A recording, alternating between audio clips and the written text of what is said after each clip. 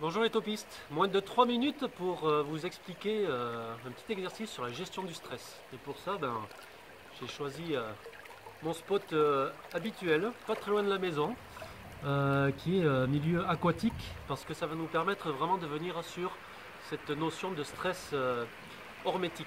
Donc c'est quoi le stress hormétique? C'est une sensation de stress qui va être aiguë.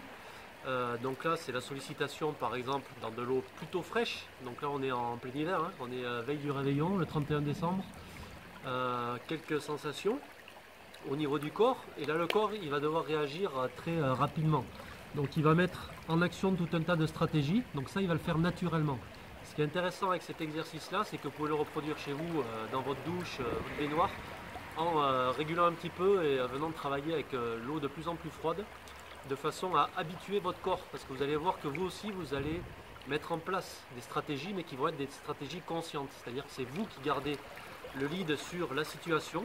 Le corps lui il a une façon de réagir qui est la sienne, qui est automatique, et nous avec notamment les techniques d'optimisation du potentiel, on va venir travailler sur cette notion de stress hormétique pour que notre corps apprenne à se réguler aussi. Donc ça va passer par des phases d'initiation avec de l'eau plus ou moins froide. L'objectif c'est pas de venir battre des records du monde, de rester pendant 10, 15, 1 heure dans de l'eau froide, voire très froide, c'est juste de venir travailler sur les sensations. Donc là le premier contact a eu lieu pour moi, j'ai fait quelques exercices de respiration plutôt dynamisante juste avant de faire cette immersion. Et là maintenant c'est le fait de prendre en compte les sensations et de venir accepter l'environnement.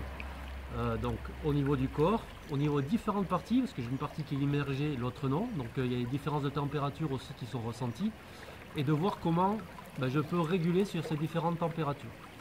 Donc à partir de ce VACOG, donc les 5 sens, le visuel, l'auditif, le kinesthésique, l'olfactif et le gustatif, je prends tous ces éléments en compte et puis je vais travailler principalement sur la respiration. Donc là on a activé le système sympathique par l'eau froide, donc le système s'est excité.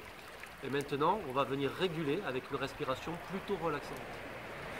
Donc pour ce faire, moi je vais continuer un petit peu ma prise en compte des sensations et puis il ne reste plus qu'à vous à tester à la maison. Allez, à la prochaine!